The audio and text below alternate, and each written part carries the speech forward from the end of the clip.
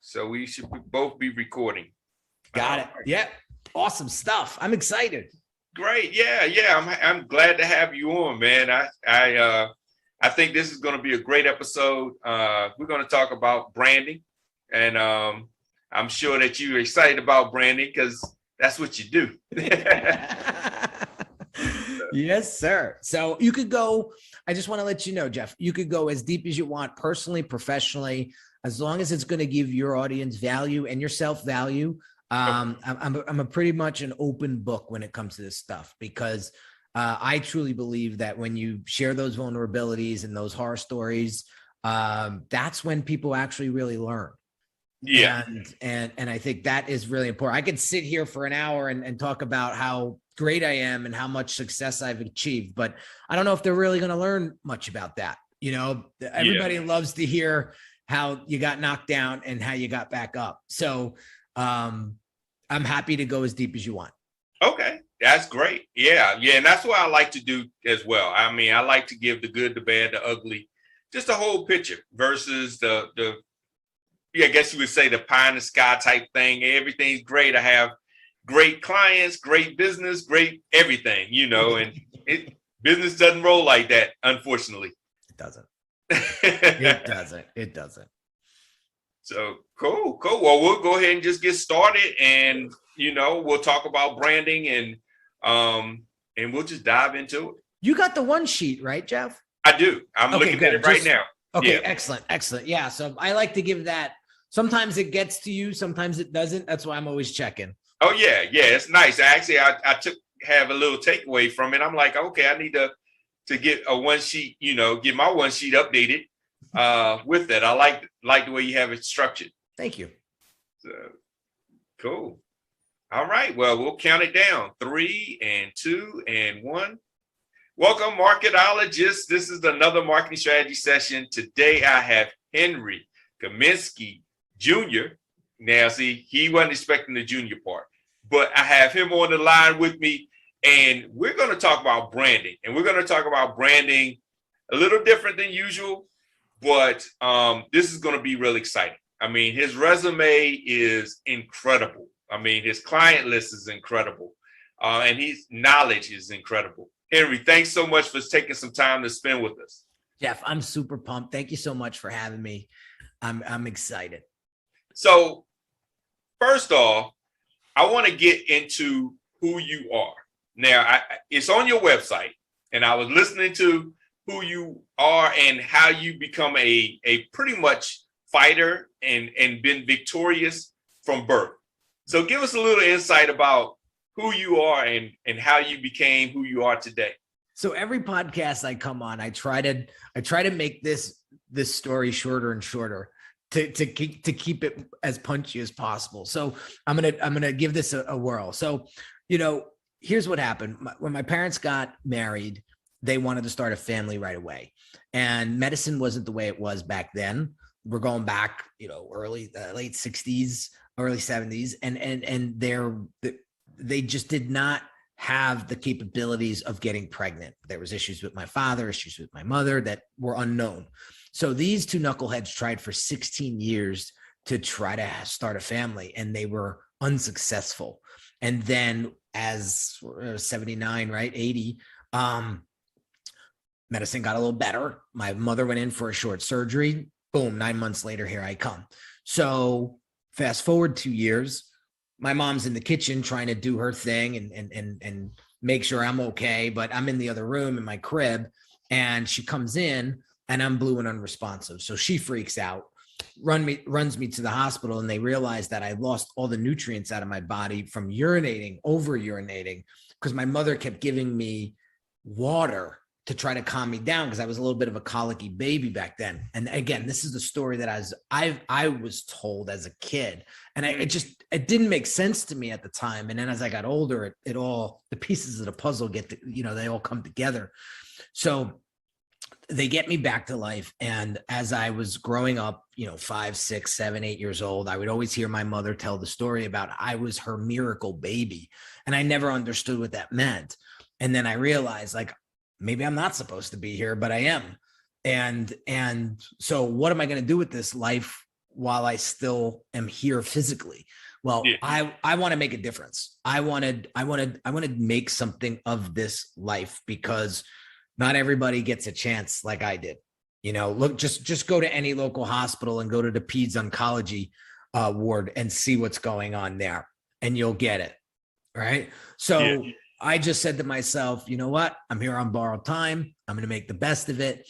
And I'm just going to run through this thing called life and see where it takes me. And so I've always been a scrapper. I've always been somebody that never really had a lot of guidance as a kid. Like my father, unfortunately, my parents went through a horrible divorce. So my father got custody, and now he's working 4 jobs to keep food on a table. And this guy was a mechanic for UPS for 33 years. I mean, he was just a master at his craft, but you know, he wasn't the next Bezos. So Yeah. it was very interesting growing up like that. So I always had this hustle because I always saw him working, but there was a lot of times where I was out there kind of fending for myself, like learning life as a, you know, 9, 10, 11, 12-year-old, 13-year-old, moving around a little bit and coming into a city freshman year of high school where I was the minority of the school.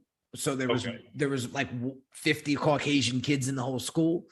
And it was very diverse as far as culture. So I thank God for that every single day, because the school that I went to prior wasn't very diverse. And so it was very interesting to learn different cultures and to see how different people act and to actually feel what it was like to not be the majority. And that really helped me tremendously accumulate my communication skills. Because there was a lot of times where I was approached and people had a preconceived idea of who Henry Kaminsky was. But when I opened my mouth, it was a different feel. It was a different story. And to this day, Jeff, I still get that. So, you know, not to go too deep into the personal side of things. Again, I'll go as deep as you want, but it's very interesting because I want to tie this back to branding. A lot of times we see things at face value and we make this assumption or this judgment, like maybe it's cheap, maybe it's amateur, I see a lot of these personal brands out there, their websites and their online presence looks like they started 2 weeks ago and they made their own website, and you know, they're a do-it-yourselfer, you know what I mean? Yeah. And meanwhile, they got 25 years experience and they're masters at their craft, but their online identity looks like they just started 2 days ago. Yeah. Right. I'm not saying this is right or wrong, but what I'm saying is it's reality. People are going to see that and be like, I'm going to go over here. This guy looks more established. This woman looks more established. I trust that.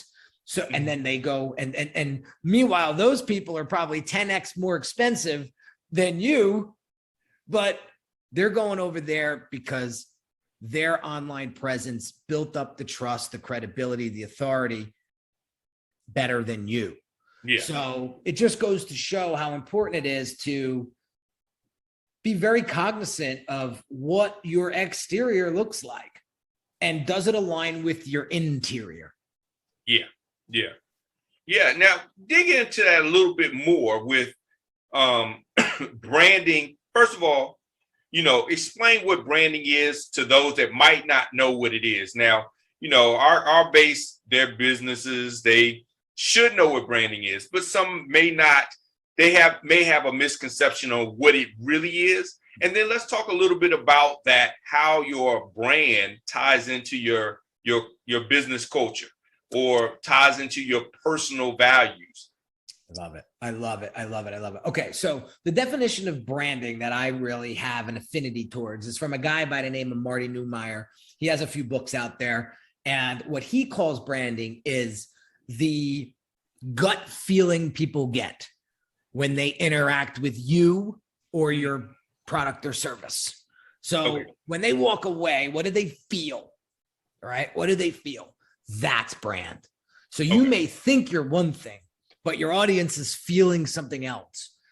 That's what your brand truly represents right there. So that's that. So when people say, well, I thought branding was like your logo and your website and this and that, like, yeah, those are brand assets. They help evoke that feeling and emotion, but it's not just a one prong thing that makes a brand what it is.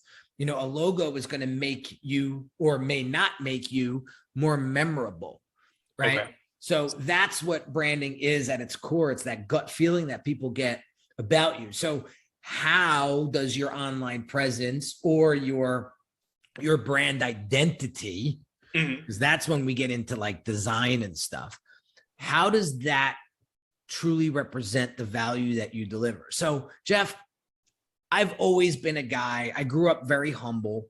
We were never poor, but we never had the nice cars, the nice clothes. My father used to take me to Canal Street in Manhattan, Chinatown, to get my school clothes. So I never had that kind of upbringing. Yeah. So I always was intrigued by the stuff. Okay. And I said to myself, when I get to a point where I could afford that stuff, I'm getting it. And I got to tell you, when I first started my business, it was extremely successful, and I indulged, let's say, and maybe a little bit more than I should. And what I realized that was people actually saw right through me. Okay. They were like, Henry, you don't need that stuff. We love you for who you are. Like, you don't have to show us through your stuff that you're a tough guy, a hard work, not a tough guy in the physical sense, but like a guy that is a scrappy guy that will not take no for an answer and get, achieve what he truly wants. We don't need to see the cars and stuff like that. And so what happened was a lot of my family, a lot of my friends, they started to get extremely resentful towards me because I was kind of throwing it in their face. Oh, okay. And I had this attitude about me, like, you can't tell me anything. And that caught up to me real fast. Wow. It caught up to me real fast. And then I realized that I was not being true to myself. And I was just I was doing a podcast recording just before this one. I had a guest on, and that topic came up. And because I grew up very with a low self-confidence. Okay. I had a very low self-esteem growing up. And I would use the stuff to kind of boost me up, right? Yeah. But what it was really doing was it was actually pressing me down. And it wasn't a real true identity of who I was. So I had to remix that. I really had to remix that and face my skeletons that were in my closet. Okay. So what are you doing this for?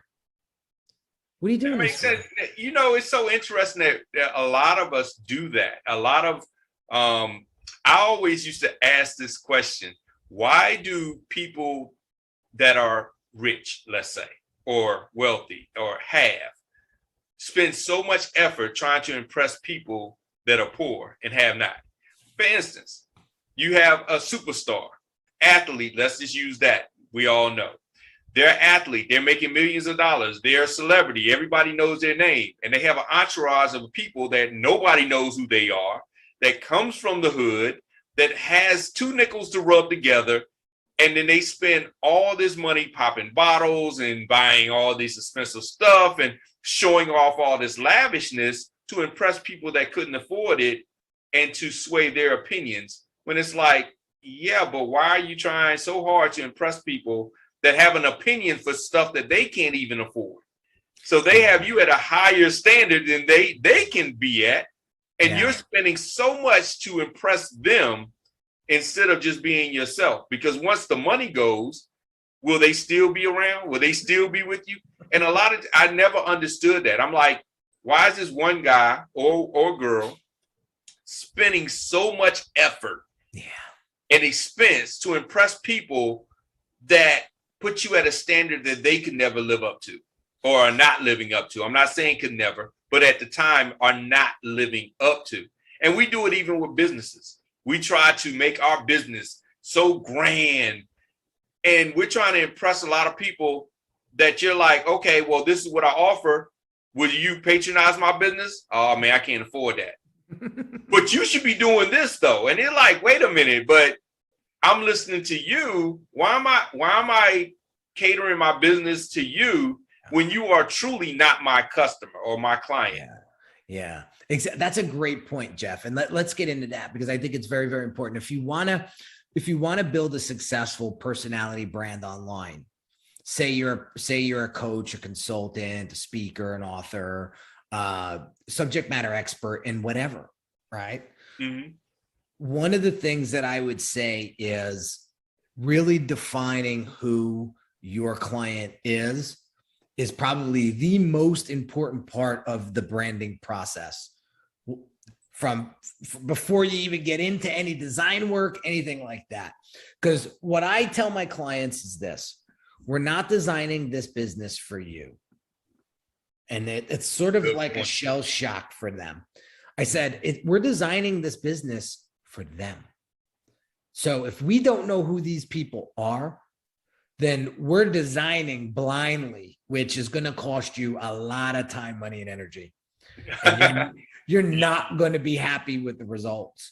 So I tease them a lot when we get done with the brand strategy and we go into the design phase. I tell them, all right, I'm going to present some logo concepts in the next few days. Mm-hmm. When I send them over, you and I are going to have a sit down and we're going to discuss these. But here's what I'm going to tell you right now. If you come back to me and tell me that your wife doesn't like the color blue, or your 7-year-old daughter doesn't like that typeface, I'm firing you as a client. That's so true. Right? I said, unless they are, Jeff, unless they are your client, I don't care about their opinion. Yeah. I don't care about their opinion, because if your ideal client can't resonate with the identity and presence of your business online, you're not going to have a business. So for long. So, So when they get that, right, it's like something like clink, like really sinks in. And that's the key. So let's help your audience a little bit understand how to identify your ideal client, right? Okay. So you need to understand, all right, there are certain pains, challenges, and desires that your ideal client wants or needs or is experiencing.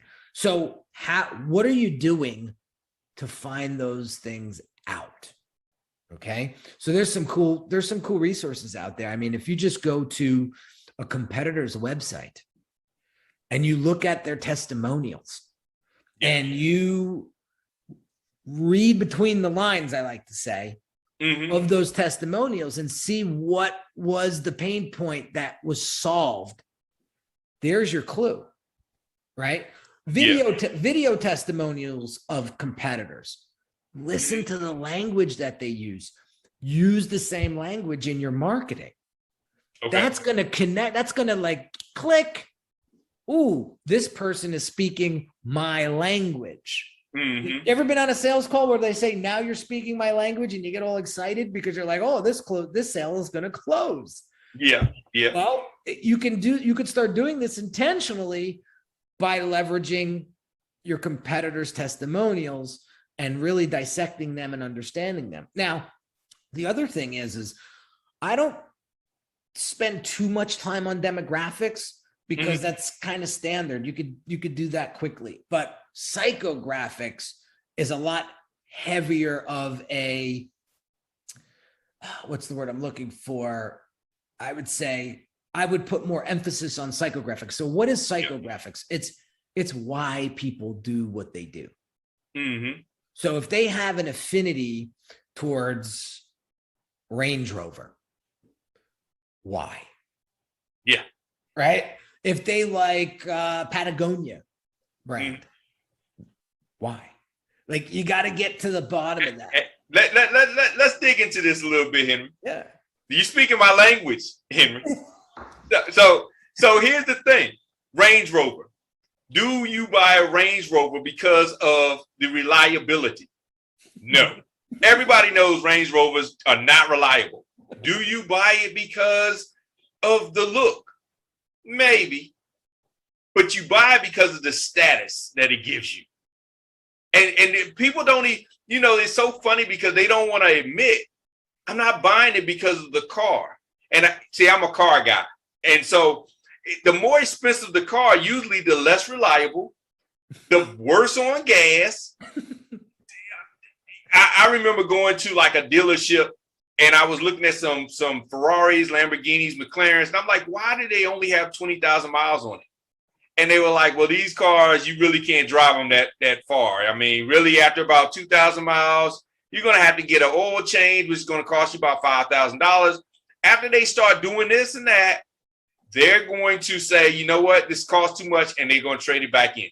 Mm-hmm. Their only purchase is to show off. And I started saying, that's the real reason. That's what you're buying. You're not buying, because everybody says, well, you're buying a Lamborghini because it can go 200 miles per hour. You'll never go 200 miles per hour. So you're not buying it for that. You're not buying it for speed. You'll never go that fast. And in Atlanta with the potholes and how low they are to the ground, you won't go 60 miles per hour in those cars. So it's like that. I love what you're saying with psychographics. Why? What is the real reason people do business? Yeah. And what does it say about them? Right. Yeah. What does it say about them as an individual? And again, this isn't to judge, it's to get a better understanding of who you're working with. I'll give you a quick example. I had a client come to me recently who was in desperate need of a rebrand. Okay. Mm-hmm. He was in the game for 10 years, very respectable in his profession, but he was getting disrespected in a way that caught up to him, meaning he had a lot of connections. Okay. Right? But people were coming up to him because he was such a nice guy. They were kind of squeezing him for his connections, but nickel and diming him when he went to send them a bill. So if you really had that respect, people would just be like, all right, send me the bill. They wouldn't be nickel and diming. So funny story happens.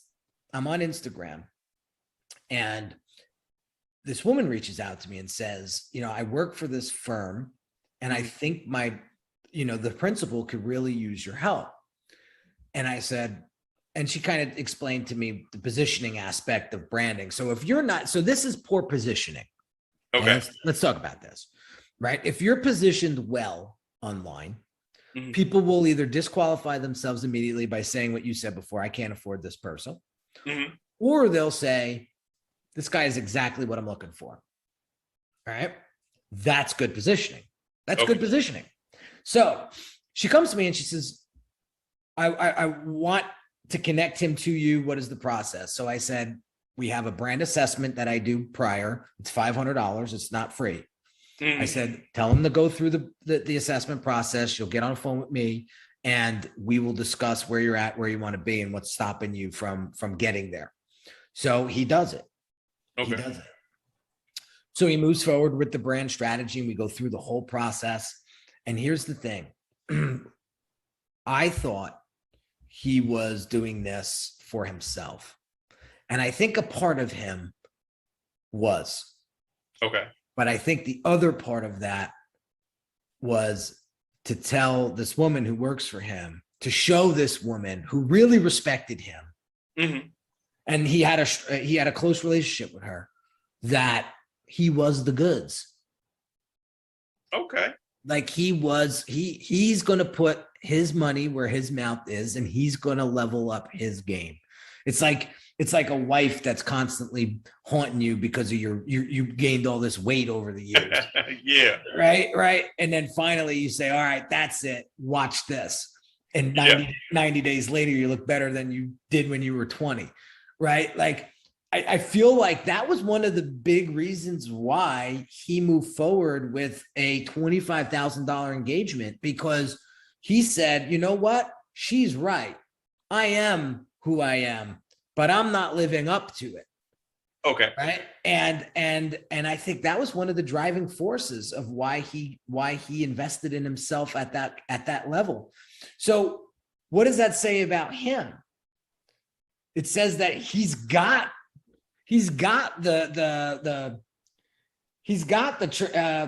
cylinders. Mm-hmm. Right? He's a 12-cylinder engine, but he was only working on 6. Yeah. So that made me realize, all right, that needs to be my marketing message moving forward. You know that you're a Ferrari, but you're acting and presenting yourself like a Toyota Corolla. Yeah. Yeah. Why? Right? And so I'm a huge hip hop guy. I grew up with hip hop my whole life. And one of my favorite rappers of all time is Nas. I grew up with him. I mean, he's 10 years older than me. So like, I remember being 13 years old, listening to his music on the New Jersey Transit bus at 13 years old, listening to his messaging. And he came out with a new album recently. And one of the lines in his songs, he says something along the lines of, what happens to a king when they don't realize they're a king? Yeah. Yeah. And that just resonated with me because my whole life I grew up like that. Yeah. I didn't think I was a king. So therefore I acted one way where people would come up to me outside. And this is when the universe gives you signs, right? People would come up to you and people come up to me and say, why do you tolerate that? Yeah. Give you a quick example. We were at a conference a couple of years ago. This guy comes up to me and says, oh, I've been watching you online for a while now. And I love your stuff. Thank you. I appreciate you putting in that effort. He's like, I got to tell you something. He said, when I first saw you, with your bald head and your tattoos and your New Jersey accent, I thought you were like a big prick. and he said, but you're not. And it was surprising to see that side of and so I'm standing next to this other guy who's pretty well known. Mm-hmm. And so I respond to like, yeah, I get that a lot. Don't worry about it. Right. This guy sitting next to me says, don't you ever apologize for that again. Now, you could have heard a pin drop, Jeff.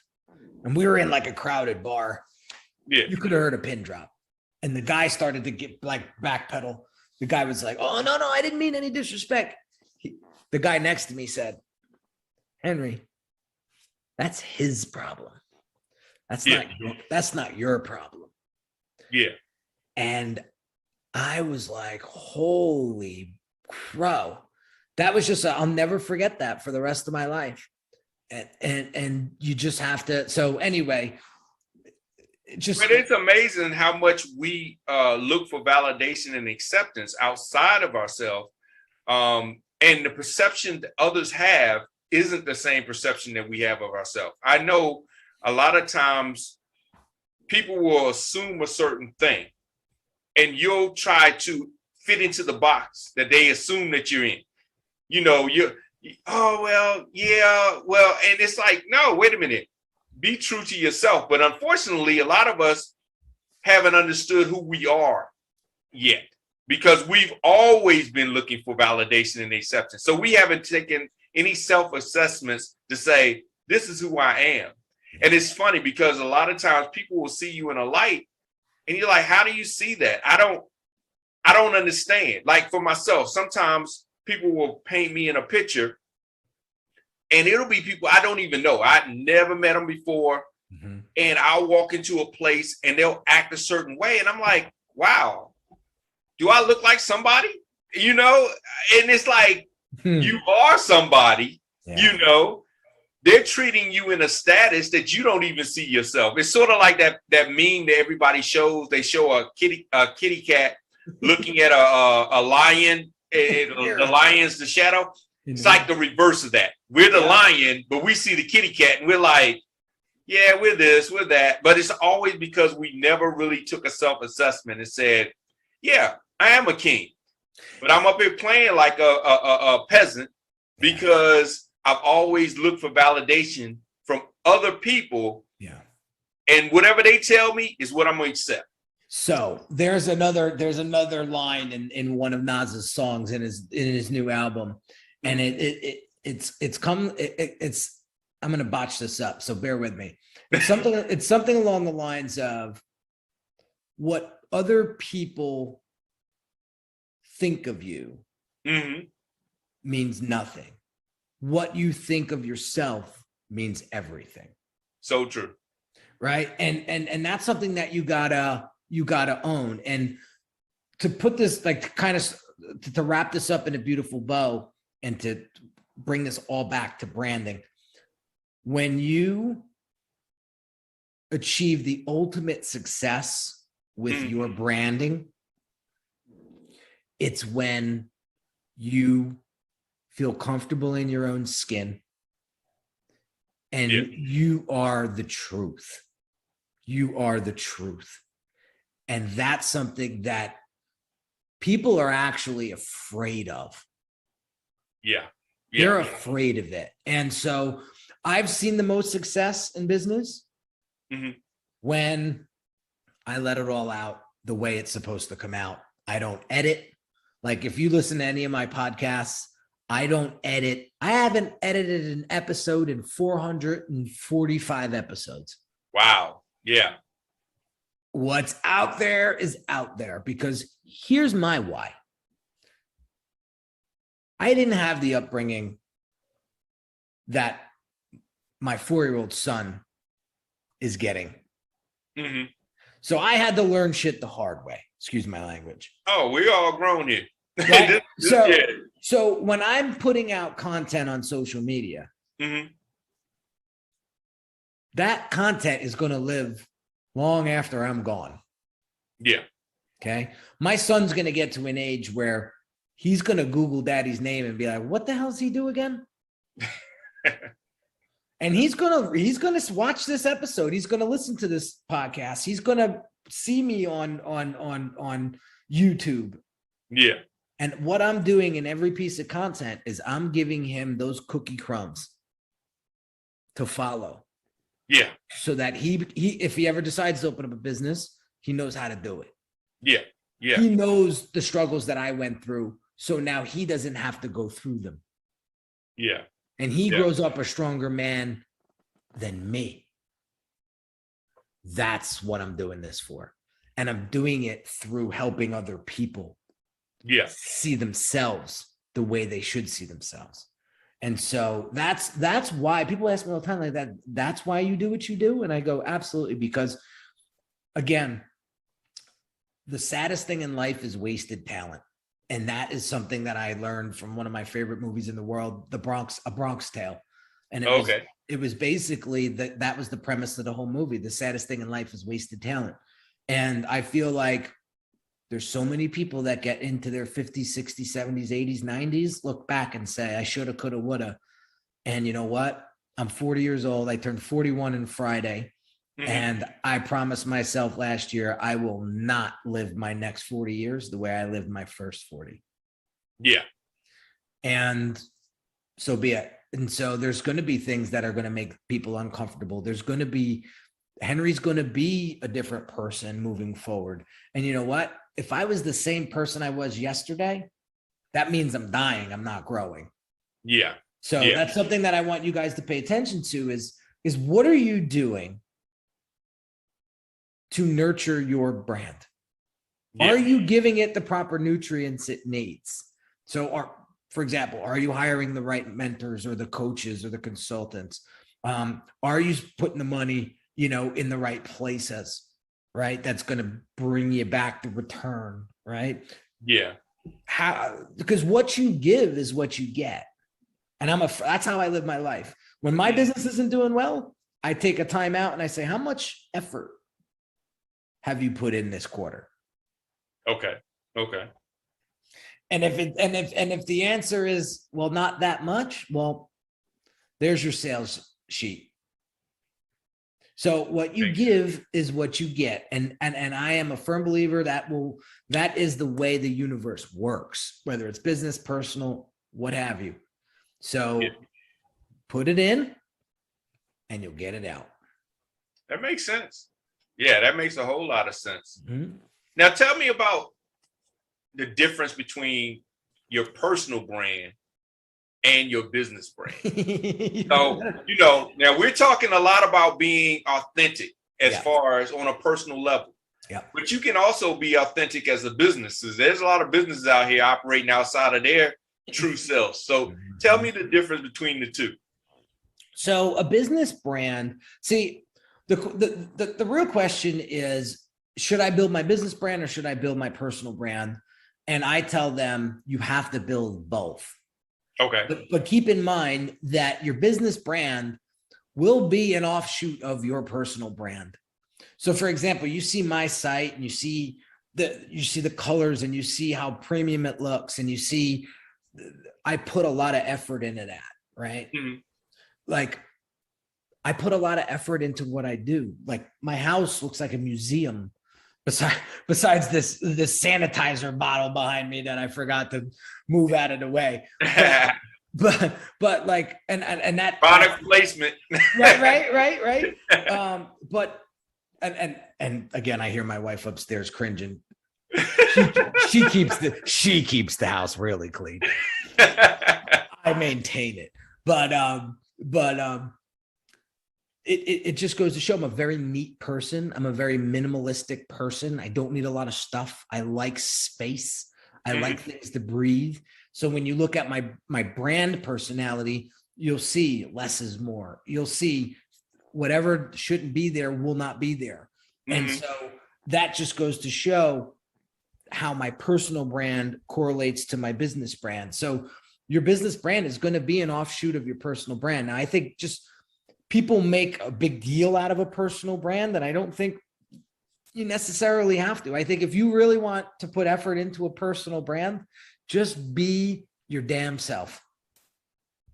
But that's hard, Henry. Everybody, it's hard to be yourself in a world of sensationalization. Or is that a word? Sensationalization. It is. Yeah. I mean, it's hard to be yourself because everybody's putting on these faces to be everything else. Yeah. I wish. I mean, to your point before, why are you doing all of these things to attract or to impress people that don't really give a damn to begin with? One, and two, it's just, who are you impressing? Impress yourself. Yeah. Right. Yeah. Like impress yourself. I'll give you a funny story. Like, and some people will take this the wrong way, but I laugh. I was posted a picture of me and my son the other day. We just got back from West Palm. Me and my wife were married 10 years. So we took a little trip down to West Palm.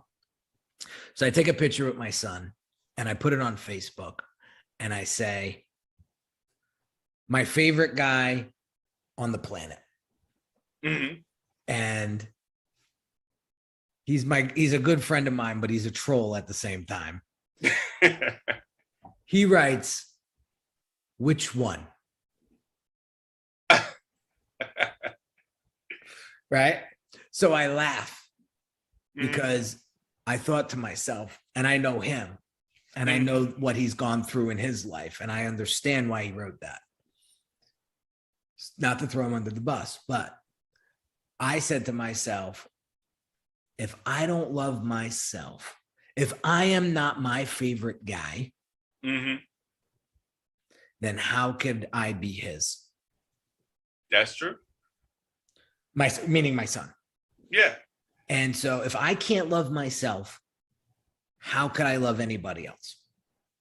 And that's a great point because I was talking to somebody the other day about relationships. We were talking about marriage and so forth. And, the problem is we look for everybody else for love and we can't give love because we don't love ourselves. And so we're disappointed because we're like, this isn't a good relationship. But here's the thing, the funny thing about the pandemic, when people had to stay at home and look in the mirror all day, it changed a whole lot of people's perspective about everything, because now you're like, well, this is who I really am. Because, you know, before we could always go out and we could always have all these distractions, you know. When you have to sit and look at yourself all day, then it's like, yeah, this is me. You know? And that's why I think what made me the person that I am today is a lot of personal development. To this day, I'll be honest with you, I'm starting EMDR therapy on Friday. EMDR therapy is a therapy that was introduced to me by, I have a mindset coach that I meet with every 2 weeks. I think it's very important as you're growing your business to have your board of directors, right? And so your board of directors could be a business mentor. It could be a therapist or a coach, right? It could be individual coaches, like a personal trainer. I have a personal trainer, air quotes, for social media. So they help me with my social media, right? And that's all they do, right? So finding that board of directors. So my mindset coach says, you know, I've been with you for 4 years. I know you probably better than your wife knows you. I would recommend EMDR therapy. It is a tremendous therapy that has phenomenal result, specifically for past trauma in your life. Okay. And I said, okay, let's do it. So I was a little hesitant at first, and then I'm talking to a client just randomly. And client says to me, I got to tell you, past few months haven't been that good, struggling a little bit. I started this therapy. It's called EMDR. I said, that's it. That was your confirmation. The universe is telling me you got to go in on this, because I saw a huge change in this client's personality over the, you know, when I was talking to him. So I said, doing it. So I found a practitioner right here in town for, and I signed up. So that's when you asked me, like, I know it's easy. You basically said it's easier said than done to be your true self. I think when you spend the time, you know, I have a journal that I write in every morning. When you put in the effort and invest in yourself, it gets easier. I'm not going to say everything is beautiful, but it gets easier. And who knew that we were going to spend 47 minutes talking about like personal development, but personal branding has a lot to do with personal development, because I think when you are living the life that you've dreamed, you've designed in your head, that's when you win. It is. And nowadays, with so much out there, people can see through, like you were saying, people can see through if you're being you or you're putting on a face. You know, and it's harder and harder now to mask it, to say, oh, I'm, you know, it's so funny. For instance, and I don't want to shame anybody, and they can take it how they take it. But during the pandemic, I've seen more millionaires or millionaire claims that I made more money on the pandemic than I've. I'm like, where's this money coming from? I mean, businesses are shutting down. You know, people are unemployed. Nobody's going out.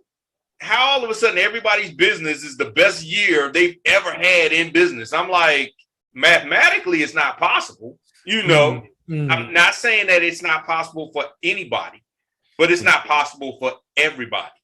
And I'm like, look, let's just be honest. If you had a bad year, you had a bad year. It's understandable. But everybody's posting these pictures, and I'm thinking, so when did you take this trip? Because we were supposed to be on lockdown. You know, this is the best year ever. And they all on the beach. And I'm like, we're supposed to be on lockdown. You know, what are you talking about? But people are so used to putting on these faces. Yeah, they do it for the gram, right? They do it for the gram. And it's sad because, you know, my wife and I struggled with this for a few years. You know, I would put things up online that would make her uncomfortable. And again, I was not very comfortable in myself 5-6 years ago. So I would put all that stuff out there and people saw right through it. I'll give you a quick example. I was running a Facebook ad, and it was me getting out of a private jet. And this troll came over and he said, I don't even know who you are. I've never heard of you. Mhm. but you're coming out of a private jet. So like, tell me who you are. And I was like, this is fantastic. Mhm. So instead of me getting all butthurt about that, you know what I realized? I don't have enough substance out on social media. Wow. Yeah. So what did I do? Took the ad down. Now, if I ever run an ad, you know what it is? It's me teaching something. Okay. That's my ad. It'd be 2-3 minutes long at max, but it's me actually teaching a branding concept. That makes sense. How are you going to troll that? Yeah, it makes sense. How are you going to troll that? And even with the other one, you coming out the jet, is what we've been so used to seeing over infomercials and so forth. The guy with the yacht and the two girls, and you know. Listen, if somebody's going to hire you because you're coming out of a private jet, think about that for a second. Yeah. Do you really want to work with somebody like that? And that's what was happening, Jeff. I was attracting all of that clientele, and I was going crazy because I was like, I don't like these egos, but yet I was just attracting who I was. Yeah. Yeah. So here's what, because we're running low on time. This is what I want. If you've been listening thus far and this long, this is the biggest takeaway out of this conversation I want you to get. Remember this: the quality of your brand will determine the quality of your clients, and the quality of your clients will determine the quality of your life. So if you want great clients, be the client you wish to attract. So if you don't want nickel and dimers coming your way, then don't nickel and dime people, because what you give is what you get. Great point. And we'll end on that note. I mean, that is a great point. Great advice. So, Henry, thank you so much. We're going to get on your private jet and we're going to fly out to someplace soon. And thanks so much for the advice. If anybody is listening and you want to reach out, his is actually Unique Designs, and he spells it uniquely. So understand it's unique. It's UNQ. What is it? How do you spell? Yeah, it's Unique Designs with a Z at the end, not an S. Exactly. Yeah, I got that Virginia education. Us Virginians. It's like, how you spell that again? Because we'll put some slang on it real quick. But yeah, reach out to him, and he has he has a free masterclass. You can sign up for the free masterclass and get more of this insight from him. And like I said, when you go to his site, you're going to see, I didn't want to pump him up, but you'll see who he's worked with. You'll see some of the things he's done, and, you'll get a lot of value out of it. So thanks, Henry, for spending some time with me. I really do appreciate it, and I appreciate the insight. And this was almost a therapy session more than a marketing strategy session. Jeff, what a pleasure meeting you. Thank you so much for having me. And I would love to have you on my show as well. And so we can keep the conversation going. I'd love to have you. Definitely. And thanks again for having me. It was a pleasure. Yeah, definitely. Just let me know. I'd love to be on the show. Will do. Cool. So, all right, let me stop the recording.